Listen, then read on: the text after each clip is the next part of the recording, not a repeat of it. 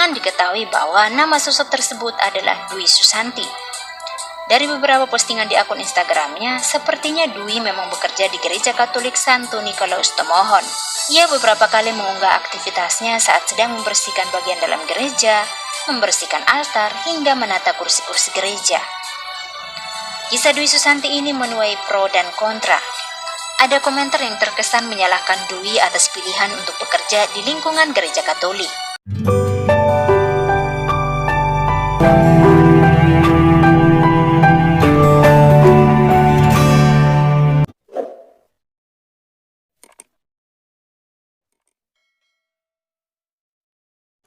Salam teman-teman sekalian, berjumpa kembali dengan saya Arif Kule di channel TV Laskar Kristus ini. Ini channel yang kita bersama. Jangan lupa dukung dengan cara subscribe, like, dan komen, serta share video-video daripada channel ini.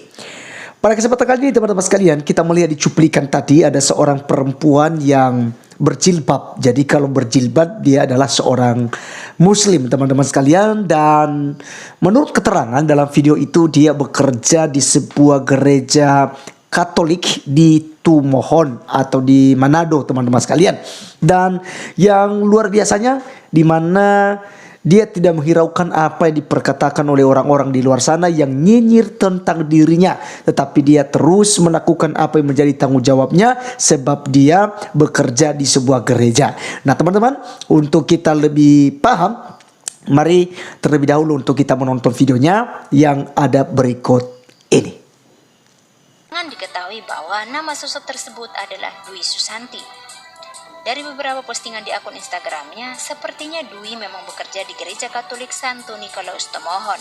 Ia beberapa kali mengunggah aktivitasnya saat sedang membersihkan bagian dalam gereja, membersihkan altar, hingga menata kursi-kursi gereja. Kisah Dwi Susanti ini menuai pro dan kontra. Ada komentar yang terkesan menyalahkan Dwi atas pilihan untuk bekerja di lingkungan gereja Katolik. Namun, tak sedikit juga yang mendukung Dwi Susanti karena ketangguhan imannya.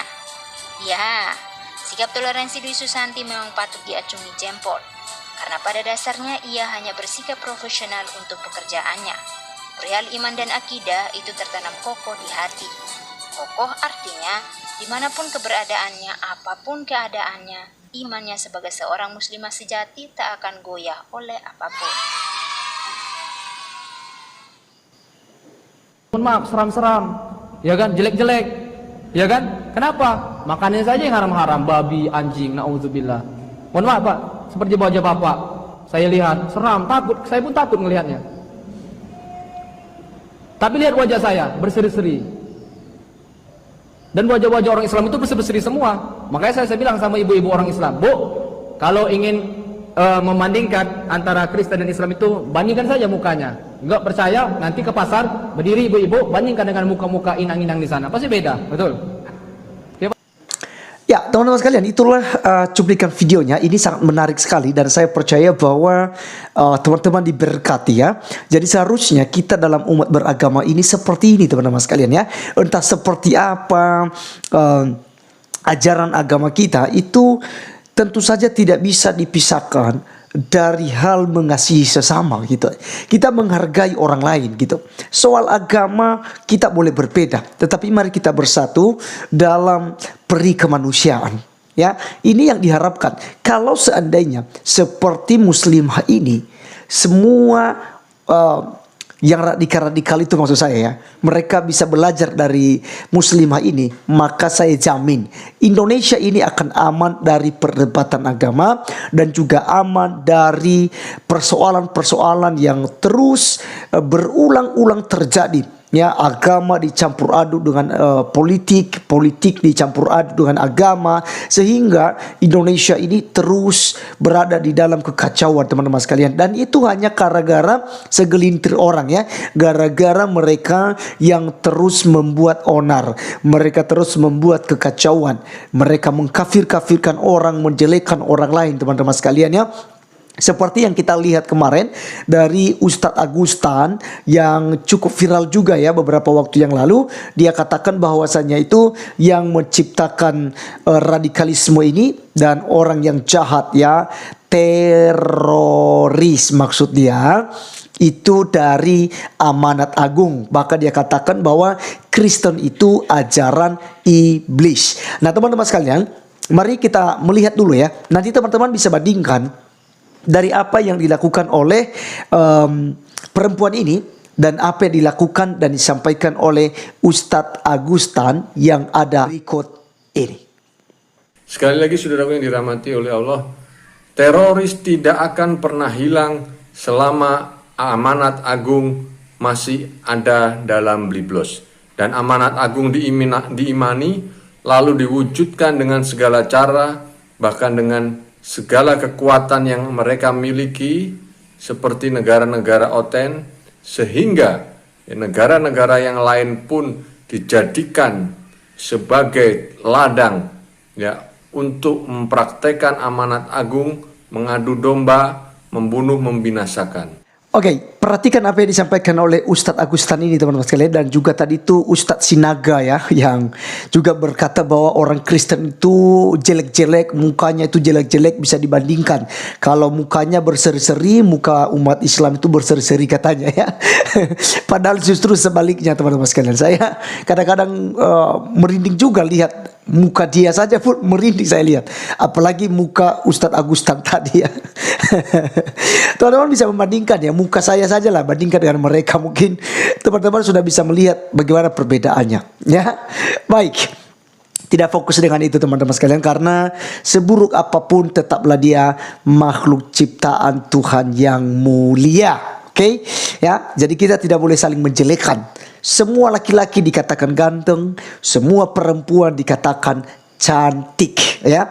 Baik, kita akan membahas ya, kenapa sih Ustadz Sinaga ini dan juga Ustadz Agustan hidupnya penuh dengan kebencian, penuh dengan iri dengan orang Kristen, penuh dengan fitnah, mulut busuk, penuh dengan makian. Karena memang ini yang disukai oleh umat kadal gurun. Karena cara-cara mereka inilah teman-teman sekalian yang akan cepat trending di antara orang Islam. Dalam tanda kutip ya, bukan semua Islam. Jadi dalam tanda kutip, mereka yang suka ceramah-ceramah seperti ini ya, itu biasa disebut dengan kandrun-kandrun ya. Karena mereka suka ya kalau ada ustadz yang maki-maki, yang menghina agama lain gitu, yang katanya mereka itu dakwah Islam, dan mereka katakan bahwa itu salah satu ustadz yang berani. Baik, ternyata sikap dan cara mereka ini sudah diingatkan kita di dalam Alkitab. Apa yang dikatakan oleh Alkitab? 2 Timotius 3 ayat 1 sampai 5 teman-teman sekalian. Firman Tuhan katakan begini, keadaan manusia pada akhir zaman. Ketahuilah bahwa pada hari-hari terakhir akan datang masa yang sukar. Manusia akan mencintai dirinya sendiri dan menjadi hamba uang. Mereka akan membual dan menyombongkan diri. Mereka akan menjadi pemfitnah. Mereka akan berontak terhadap orang tua dan tidak tahu berterima kasih, tidak mempedulikan agama, tidak tahu mengasihi, tidak mau berdamai, suka menjelekkan orang, tidak dapat mengekang diri, garang, tidak suka yang baik, suka mengkhianat, tidak berpikir panjang, berlagak taut, lebih menuruti hawa nafsu daripada menuruti Allah. Secara lahiriah mereka menjalankan ibadah mereka, tetapi pada hakikatnya mereka memungkiri kekuatannya. Jauhilah mereka itu. Nah teman-teman sekalian, ini ayat kalau saya berpikir-pikir cocok buat Ustadz Sinaga dan juga Ustadz Agustan. Memang inilah keadaan mereka teman-teman sekalian. Ketahuilah bahwa pada hari terakhir akan datang masa yang sukar. Manusia akan mencintai dirinya sendiri dan menjadi hamba uang. Agustan ini dalam mencari uang untuk donatur, kemudian untuk membangun keluarganya juga ya, ekonomi keluarganya, kemudian untuk biayanya menikah lagi gitu ya. Ini dia lakukan untuk memfitnah orang Kristen ya. Dia menjelekkan orang lain ya, berkhianat gitu ya. Dia dulu Kristen dan tidak pernah menghalalkan darah. Setelah dia masuk ke Islam, dia halalkan darah ya. Darah pendeta halal, darah murtadin halal, kata Ustadz Agustan, teman-teman sekalian.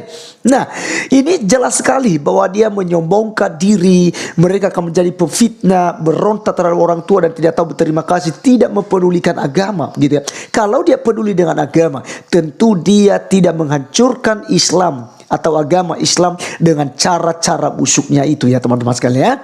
Baik, tidak tahu mengasihi, ya jelas tidak ada kasih di dalam diri Agustan, yang adalah kebencian, termasuk Ustadz Sinaga tadi. Kemudian tidak mau berdamai. Siapa yang mau berdamai dengan Agustan ini? Ajak dia baik-baik, tidak akan. Dia akan maki-maki orang, suka menjelekkan orang, tidak dapat mengekang diri, garang, tidak suka yang baik. Dan saya pikir teman-teman sekalian, keadaan manusia pada akhir zaman ini, ciri-ciri khasnya itu semua ada kepada para ustadz, yang khususnya tadi yang kita bahas, Ustadz Sinaga dan juga Ustadz Agustan, teman-teman sekalian ya. Dan ada Somad, ada Nadar, ada Ahmad Kainama, kemudian ada Irene Handono, ada ya macam-macam lagi ya. Saya tidak sebutkan satu-satu teman-teman, tapi begitu banyak sekali mereka yang memang tidak suka perdamaian, tidak suka kebersamaan. Mereka menggunakan agama mereka untuk cari uang,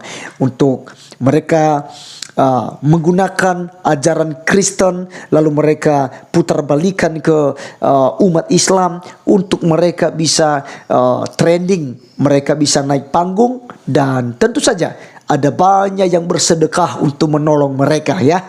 Jadi inilah yang dilakukan oleh mereka. Kekristenan teman-teman tidaklah diajarkan demikian. Kristen diajarkan untuk mengasihi, bukan hanya saja kepada sesama Kristen, tetapi juga orang lain. Semua agama harus dikasihi. Terlebih musuh kita harus kasihi. Kalau Anda belum bisa mengasihi musuh Anda, jangan katakan bahwa Anda adalah Kristen sejati. Karena Kristen sejati wajib mengasihi musuhnya. Saya Arif Gula teman-teman sekalian undur diri. Sampai ketemu di video saya selanjutnya. Tuhan Yesus memberkati kita. Salam.